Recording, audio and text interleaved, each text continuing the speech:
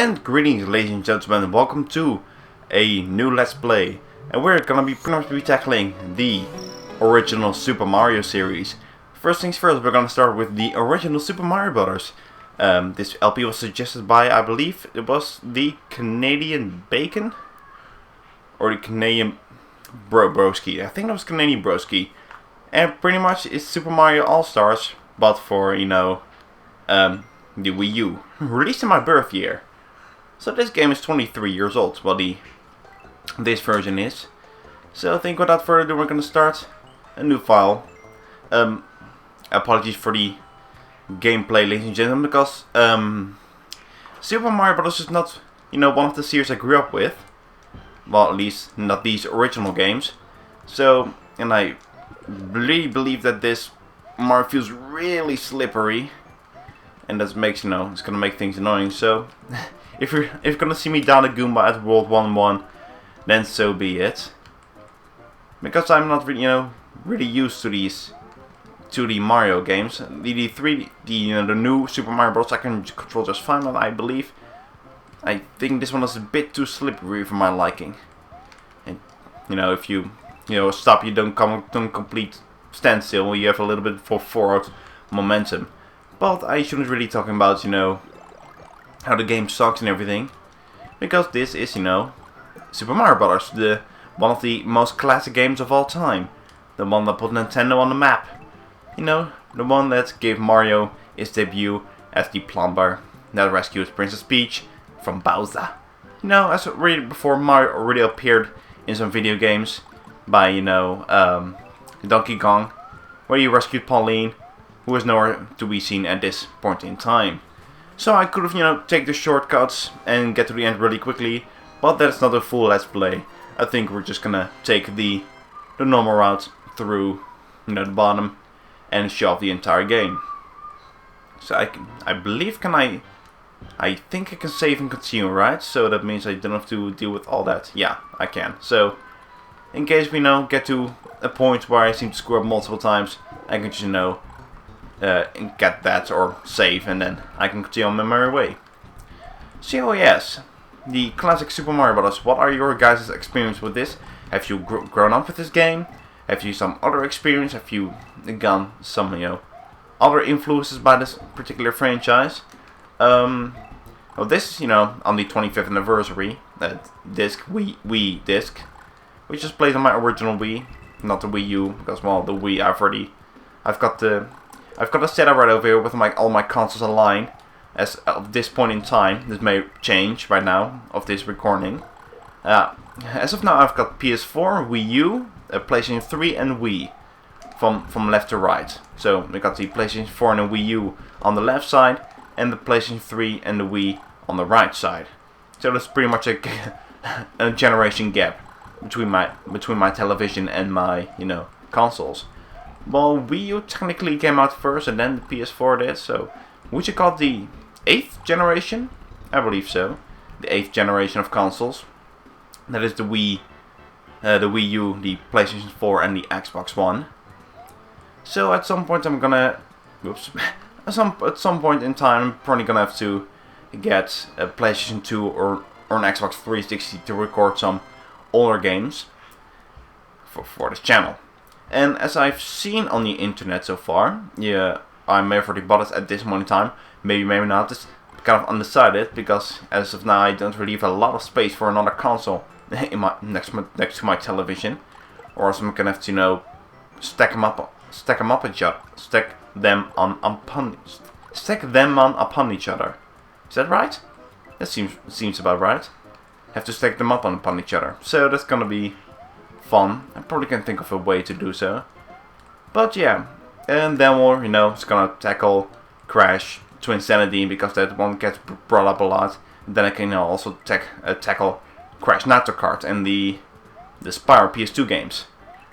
Because that's also on my to-do list. But at least the Crash Bandicoot Twinsanity, because I keep hearing so much about it, and that's really piquing my interest. And Crash Nitro Kart, I had some experience because my uncle had a PlayStation 2, and I already played all those PlayStation 2 Crash games, and Spyro. Did he have Spyro? I believe he did. But I played the PlayStation 2 Crash game on there. The one I've already covered on this channel. It's the Wrath of Cortex, I believe. Cortex Strikes Back is the sequel. And Wrath of Cortex is the fourth game. The one that was not developed by Naughty Dog. But still a good successor in the Crash Bandicoot series. Why am I talking about Crash Bandicoot in Super Mario Brothers? As you're talking about more about Mario and the Plumber. And how he came to be. Well, really, because he came to be.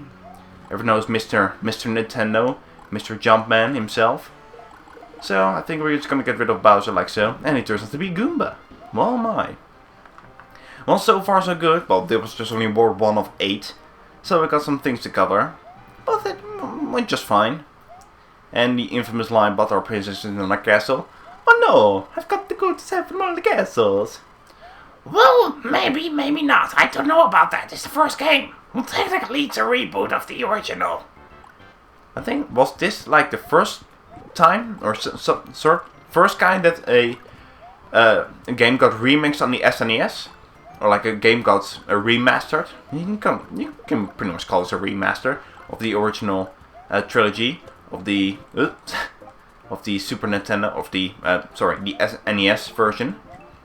It's just a little bit before my time. What was the original news date for? I think this came out in... I got this one. I think it was the 30th anniversary last year. So 2015. We're kind of few years back. So 2015, 2010. So 25 years back. 1985? Is that when this game got released? That seems about right. It does ring a bell in the 1985. But, you know, I wasn't even born yet.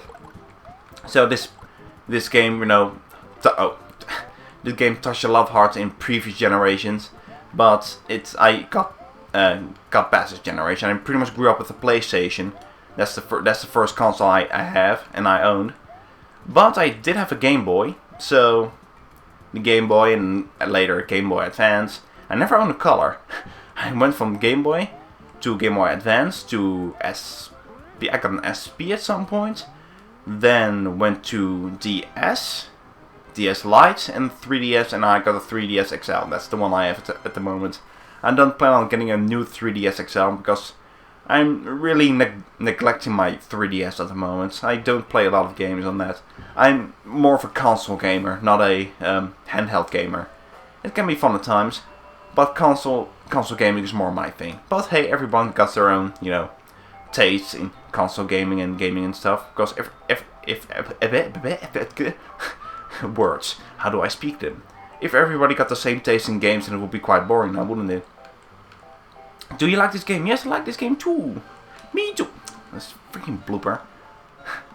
Well, I know if the enemy names are pretty much the most common names. I think these are the most popular enemies in video game history ever. Well, Mario is pretty one of the most famous video game characters in history ever. So we can call us Cheep Cheeps, bloopers, you know, Goombas, Koopas, Potobos, Boos, and all that other fun stuff. Those are very, you know, the original enemy, well, Boos and Potobos. I think Potobos were in Worlds, no, in 3.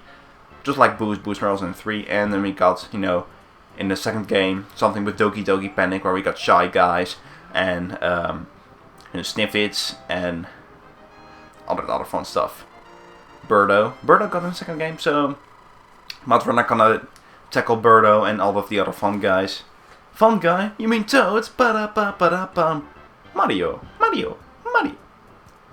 So, this is not the first time I've covered a Mario game on this channel. I've covered the new... first out of the game. 2-3. Well, can only go downhill from here on out. It's not as impressive as my Jazz Jackrabbit run, where I only died twice. What also happened at one point or another? Well, at least I did better than Elliot. Well, then it's really not a hard thing to do better than Elliot, because he died him. Yeah, okay. Fish. Oh, sorry. Cheap. That was very cheap right there. Let me just save and continue right there. Just in case I screw up. As you can clearly tell, ladies and gentlemen, I'm not clearly skilled at the original Super Mario Brothers. Because I can get, you know, killed by Cheep Cheeps at the most random places. Well, not really random, they're just flying from... God, so stupid! Cheep Cheep. Gimped my jump and I almost died from that. Again!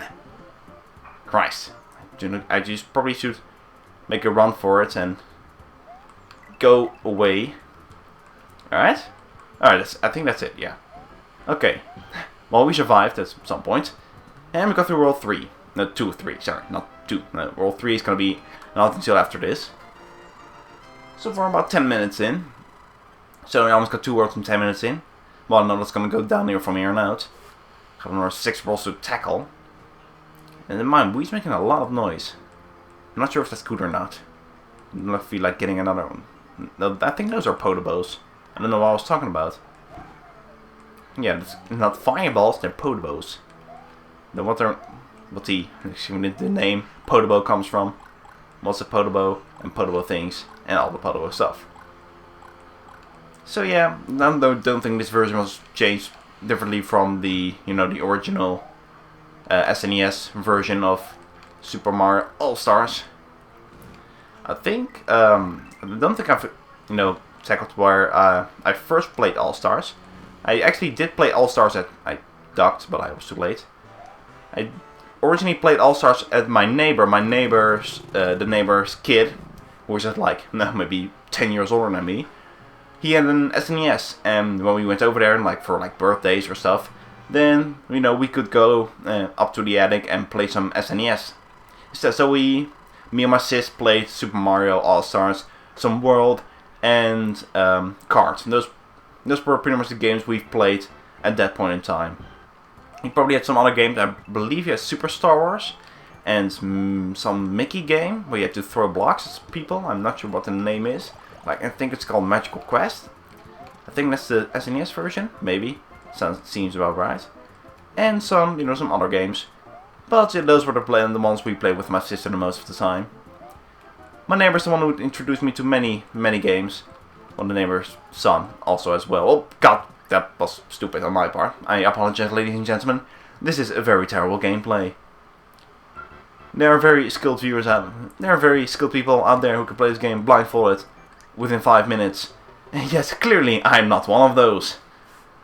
I'm gonna get a game over in World 3, so that's gonna suck. Jeez man, I need to step up my game and actually do things. Show them that I'm a competent platform person. And to claim platforms being my favorite kind of genre, not doing a very good job at showing it that I'm this genre is my go-to thing. So how about this time we don't just randomly jump in the water? How did I fall in the water anyway? I think I wanted to get on that, but I accidentally slipped off. I think that was the case. But nothing to worry about that. Oh, great, we got these guys. So I'm just gonna wait until they go up. Okay, unless he jumps to the bottom, which is gonna suck. I'm just gonna gimp him from here. Yay. Now let's see if this is a mushroom. It could be quite sweet. Alright. Now this kind of block, can see if I can do it and up. Alright, good. This is also kind of finicky to do because I don't seem to get that one just right. Sometimes I want to do a high jump and I accidentally do a boop, or like a low jump, which is not clearly my intention, ladies and gentlemen. Which I clearly want to do a high jump. Well, I think luckily Fire Flower makes things a lot easier. I don't think we have collected a Starman yet. Which kind of sucks. I don't think we have collected an extra life as well. There was one I could have easily gotten. Oh well. So we're gonna have to do it the hard way. Or can I do it like so? Oh, no I can't. Well, darn it. I tried. Well, maybe there's another point in time where we can try it. But I screwed it up over there. The infamous one-up trick where you bounce on a couple shell constantly. Because I think if you bounce on an enemy 5 times, you get yourself an extra life. And if you continuously bounce on enemies, you get even more extra lives. So you can rack up to 99 really quickly from that point on. But we screwed up, so we're gonna have to do this the hard way, by playing the actual game and beating the levels and all that other fun stuff. So let's see, I've covered the Mario, 2D Mario, where I first introduced. Yeah, that's pretty much the first time I got introduced to 2D Mario, at the neighbor's house, where I played some SNES Mario. I never played the original NES. Technically, I never played an NES General, in period. I've never even touched an NES. Not sure how that feels, how the controls feel. But yeah, that sounds like a big shocker to a lot of people. At least if you're really a gamer. Well, can you call me? Well, yeah, I do game things. I do game things. That means I'm a gamer, right? So yeah. Oh, the one wasn't too bad.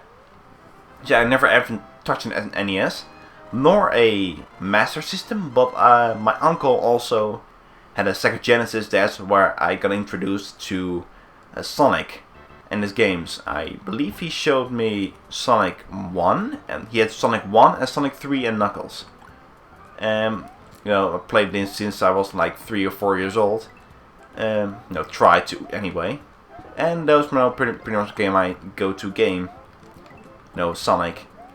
Those were some good times. Playing some Genesis games. And then I pretty much also played it with my sister as well. Because if you don't know, if you're playing Sonic 3 and Knuckles and you select Sonic and Tails, you can put the second controller in the other Genesis port and then you can play as Tails. So that's pretty much what we did. My sister played as Sonic and I as Tails, or vice versa. It really depends on the day.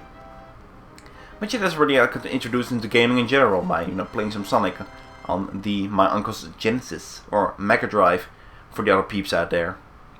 So which was a really fun experience, if I say so myself.